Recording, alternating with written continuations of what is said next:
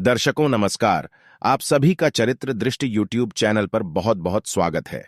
दर्शकों, अगर आप अपने जीवन में धर्म से जुड़े कुछ सीखना चाहते हैं तो आज ही आपके अपने यूट्यूब चैनल चरित्र दृष्टि को सब्सक्राइब करें।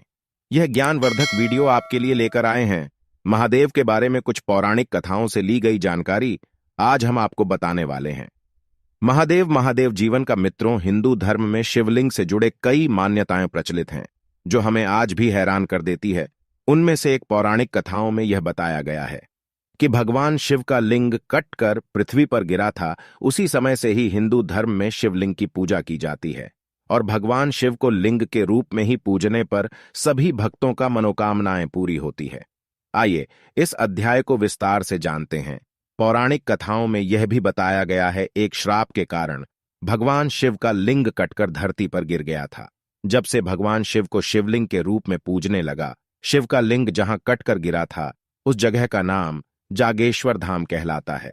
इस प्रकार भी बताया गया है, दक्ष प्रजाति के यज्ञ में माता सती के आत्मदाह से दुखी भगवान शिव ने यज्ञ की भस्म लपेटकर दारुकवन के घने जंगलों में लंबे समय तक तप किया। इसलिए यह जगह शिव के तपस्थली के रूप में जाना जाता है। इसी जंगल में वशिष्ठ आदि सप्तर्षि अपनी पत्नियों सहित कुटिया बनाकर तप करते थे। एक बार भगवान शिव दिगंबर अवस्था में ध्यान में लीन थे। एक दिन इन सब ऋषियों के पत्नियां जंगल में कंदमूल, फल एवं लकड़ियां आदि के लिए गई थीं, तो उन सब की नजर दिगंबर अवस्था में लीन भगवान शिव पर पड़ी। भगवान शिव के शुद्धित शरीर को देखकर ऋषियों के पत्नियां भगवान शंकर पर मोहित हो गईं। भगवान शंकर अपने तपस्या में रंग थे, उन्होंने उनकी ओर ध्यान नहीं दिया। फिर ऋषियों के पत्नियां काम स्वरूप में अंधी होकर वही मूर्छित होकर गिर गई। जब वे सब पूरी रात अपनी कुटियों में वापस नहीं आई, तब सुबह उन्हें सभी ऋषियों ढूंढने निकले।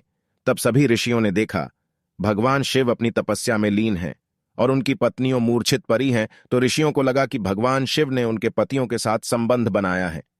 वे आशंका में सभी ऋषियों ने भगवान शिव को श्राप दे बैठे और बोले, तुमने हमारे पत्नियों के साथ संबंध बनाया है, तुम्हारा लिंग तुम्हारे शरीर से तुरंत अलग होकर गिर जाए।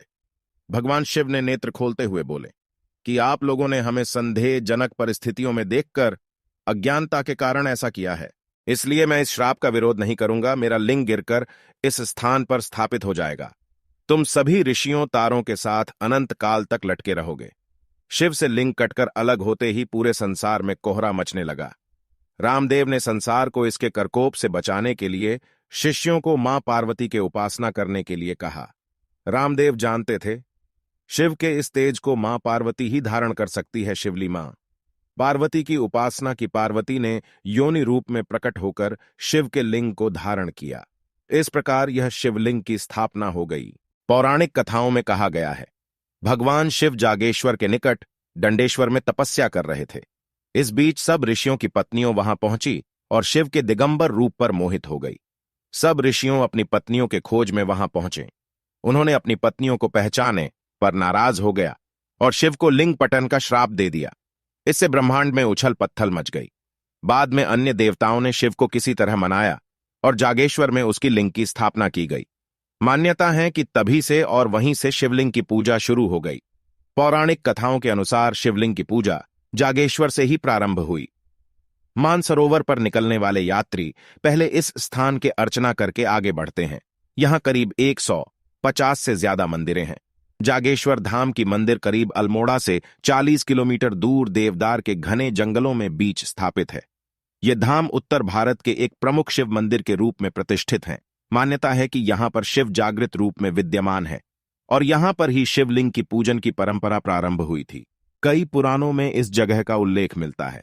इस पवित्र स्थान के बारे में अर्थात मनुष्य बैजनाथ धाम, माया नगरी या फिर हरिद्वार भी नहीं जा सकें तो जागेश्वर धाम में भगवान शिव के दर्शन जरूर करनी चाहिए। मान्यता है दोस्तों, आज के वीडियो में इतना ही। अगर आपको यह वीडियो पसंद आए तो इस वीडियो को लाइक करें और ऐसे ऐसे वीडियो देखने के लिए इस चैनल को सब्सक्राइब करें। धन्यवाद।